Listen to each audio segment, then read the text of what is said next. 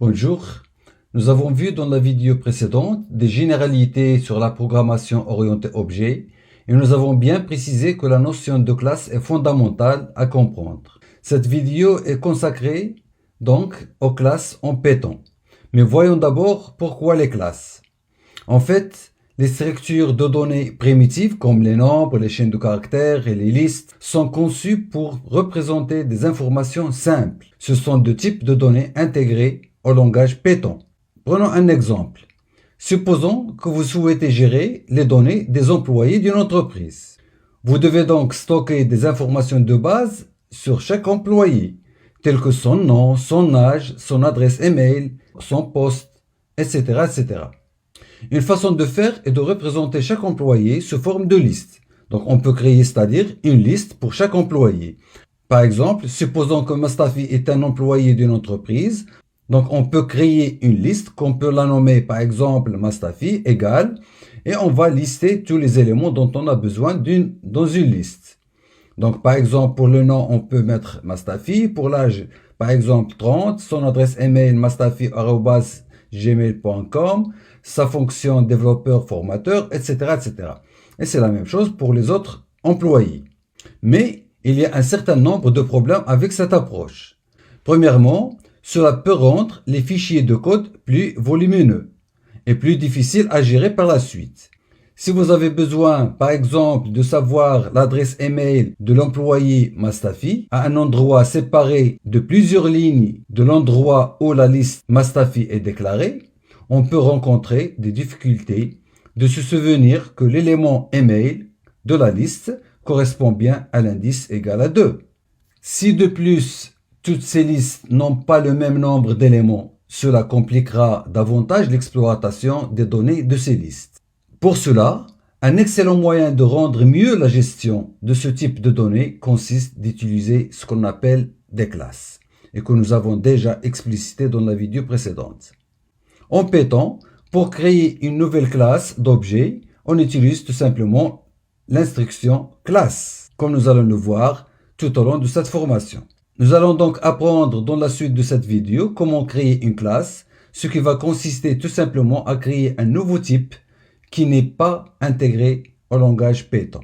Une classe permet en fait de définir des objets qui sont des représentants, c'est-à-dire des instances, comme on a expliqué dans la vidéo précédente, de cette classe. Les objets peuvent posséder des attributs, c'est-à-dire des variables associées aux objets, et des méthodes qui peuvent tout simplement être vues comme des fonctions associées à ces objets. Ouvrons donc notre éditeur PyCharm pour voir comment peut-on créer des classes de manière pratique. Supposons qu'on veut créer un espace réservé aux employés d'une entreprise. Donc, on doit prévoir, comme nous l'avions déjà dit, une classe qui regroupe toutes les propriétés et toutes les fonctions de chaque employé et à partir de laquelle on peut créer, c'est-à-dire instancier, des employés. Pour les propriétés de chaque employé, c'est-à-dire les attributs de chaque employé, on va se contenter uniquement du nom, prénom, âge, téléphone, email. Et pour les fonctions, c'est-à-dire les méthodes dans le contexte de la programmation orientée objet, on va se contenter des fonctions se connecter, se déconnecter, écrire un article, etc., etc. Donc pour définir notre classe, on va créer d'abord un fichier Python.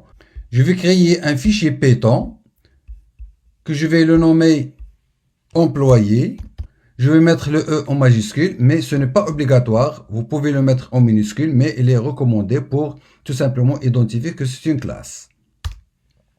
Voici notre fichier Python et on va commencer à créer notre classe. Nous avons déjà dit que les classes en Python sont définies par le mot-clé classe. Donc on va mettre tout simplement classe et on va mettre le nom de la classe. Employé, comme ça. On met deux points et on revient à la ligne en respectant l'indentation. Puis on commence à lister les attributs, c'est-à-dire les propriétés qui sont tout simplement des variables. Je vais mettre nom égale du vide. Donc pour le moment, on n'a rien assigné à cet attribut. De même, prénom égale au vide. Et ainsi de suite. Âge, donc je vais mettre âge pour âge égale à 0.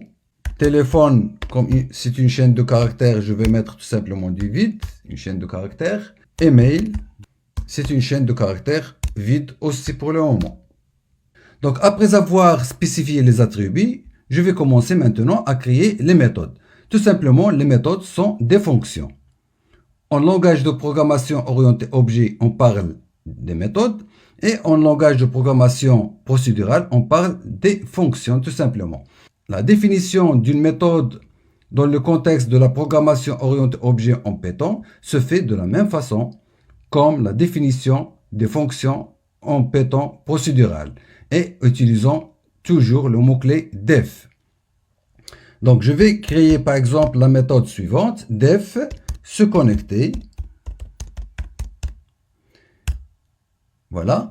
Et vous voyez que automatiquement, l'éditeur de texte nous a ajouté ici l'argument self. Donc, je précise dès maintenant que les méthodes en langage de programmation orienté objet en Python prennent au moins self comme argument. Au moins un seul argument. Au moins. Donc, c'est-à-dire le mot-clé self indique l'objet en cours tout simplement. Et on revient à la ligne en respectant l'indentation comme d'habitude. Et je vais tout simplement mettre un print. J'ai besoin de me connecter. Tout simplement. Voilà. Je vais créer une autre méthode, toujours de la même façon, def se déconnecter.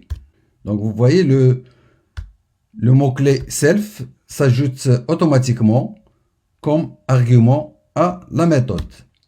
Et je vais mettre un print. J'ai terminé et ai besoin de me déconnecter. Tout simplement. Donc des petites phrases juste pour tester. Vous pouvez mettre ce que vous voulez.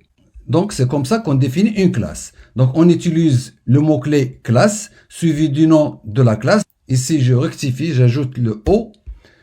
Puis on spécifie les attributs, c'est-à-dire les propriétés de l'employé. Puis on définit les méthodes qui sont tout simplement des fonctions.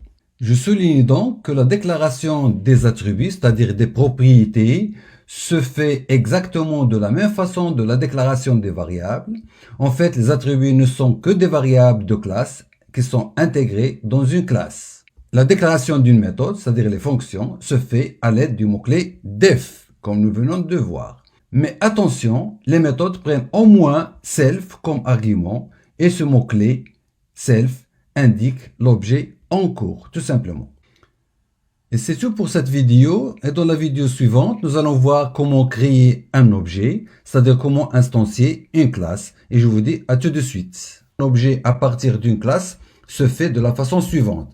Donc à l'extérieur de la classe, nous avons ici notre classe employé. Et à l'extérieur de la classe, on va instancier cette classe. On va créer par exemple l'objet employé 1 par exemple, égal, et on va mettre tout simplement employé.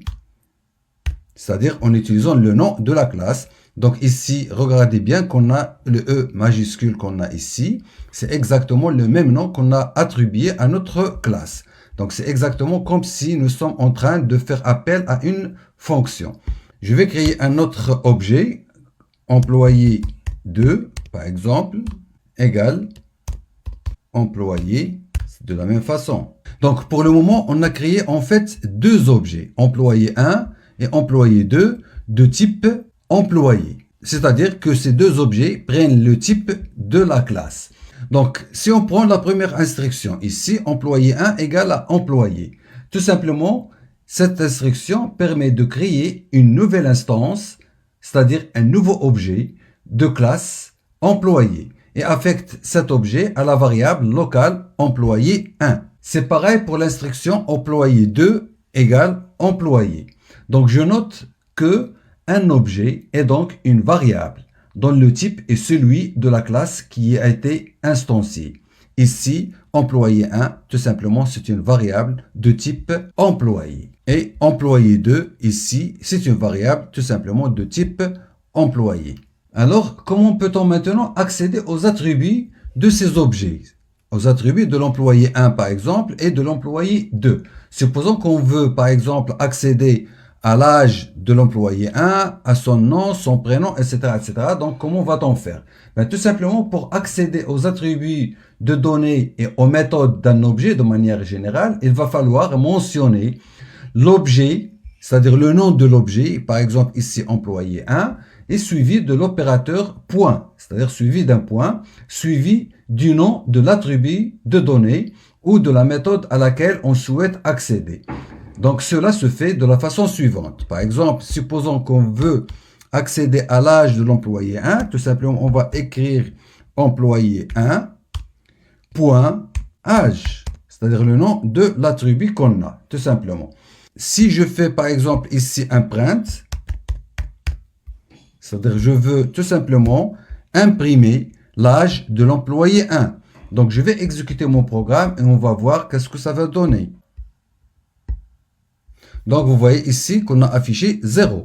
Ben pourquoi 0? Tout simplement, l'âge a été initialisé au début à la valeur 0 dans la classe employé. C'est pourquoi cette ligne de code a renvoyé la valeur 0. Mais bien sûr, on peut attribuer aux objets de nouvelles valeurs personnalisées pour leurs attributs de données qui vont être propres à un objet en particulier dans une classe. Donc voyons comment. Supposons qu'on veut attribuer par exemple des noms, prénoms et âge à l'employé 1. Tout simplement, je vais écrire employé 1, point, nom, puisque l'attribut c'est nom, égal, et je vais mettre par exemple Mastafi. Voilà. Et c'est pareil pour le prénom.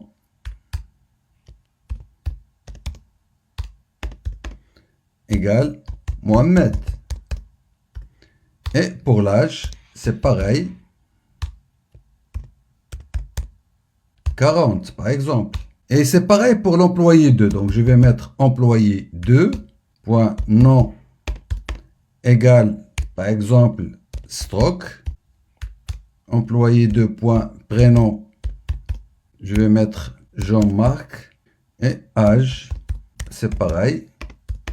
Donc c'est comme ça qu'on attribue donc des valeurs aux attributs d'un objet. Donc là, je vais mettre par exemple 56 ou bien 65. Je vais maintenant écrire tout simplement une phrase qui permet d'imprimer ces valeurs. Donc je vais imprimer là, le nom par exemple de l'employé 1. Donc nom, je vais mettre virgule, puis son prénom. Je vais mettre une petite phrase A pour âge et je vais faire appel à l'âge de l'employé 1 toujours, donc en considérant tout simplement employé.âge. Donc vous remarquez toujours, on écrit d'abord le nom de l'objet suivi de l'opérateur point suivi du nom de l'attribut qu'on souhaite afficher ou qu'on souhaite donc lui attribuer une valeur. Et c'est pareil pour l'employé 2. Je vais copier donc cette ligne de code tout simplement. Et je vais tout simplement ici mettre employé 2.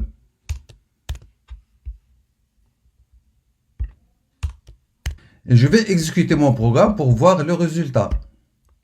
Donc vous voyez bien, ici le 0 bien sûr c'est le résultat de cette ligne de code qu'on a mis ici, print employé 1 âge, c'est-à-dire avant d'attribuer une valeur à l'âge de l'employé 1. Puis après, une fois qu'on a attribué donc le nom, le prénom et l'âge à l'employé 1 ainsi que pour l'employé 2, on a pu afficher maintenant Mastafi Mohamed a pour âge 40 et Stroke Jean-Marc a pour âge 65. Donc vous voyez que c'est très simple. D'abord d'initialiser les attributs d'un objet et en même temps de les parcourir. Donc vous voyez qu'il n'y a aucune difficulté. C'est toujours de la même façon. Donc d'abord on écrit le nom de l'objet suivi de l'opérateur point suivi du nom de l'attribut qu'on souhaite mettre à jour pour l'objet en question. Et c'est de la même façon si on veut accéder aux méthodes. En fait, pour accéder aux méthodes, on suit la même approche en utilisant l'objet sur lequel on veut exécuter la méthode, suivi de l'opérateur point, suivi du nom de la méthode. Donc, par exemple, si on souhaite, par exemple, accéder à la méthode se connecter, pour l'employé 1, donc on va mettre exactement la même chose. Donc on va mettre employé 1 suivi de l'opérateur point suivi de la méthode se connecter, tout simplement. Voilà, je vais mettre pour le moment aussi la deuxième méthode, mais toujours pour l'employé 1, et je vais mettre se déconnecter. Et je vais exécuter maintenant mon programme. Donc vous voyez ici qu'on a pu afficher donc le contenu des deux méthodes se connecter et se déconnecter. J'ai besoin de me connecter, c'est la phrase qu'on a mis en place dans la méthode se connecter, la voilà. Et j'ai terminé et ai besoin de me déconnecter, c'est la phrase qu'on a mis dans la méthode se déconnecter, la voilà. Donc vous voyez qu'il n'y a aucune difficulté pour instancier une classe en Python. Vraiment c'est très cool. Vraiment la programmation en Python ne présente pas assez de difficultés. Et c'est tout pour cette vidéo et on continue notre formation sur la programmation orientée objet en Python dans la vidéo suivante et je vous dis à tout de suite.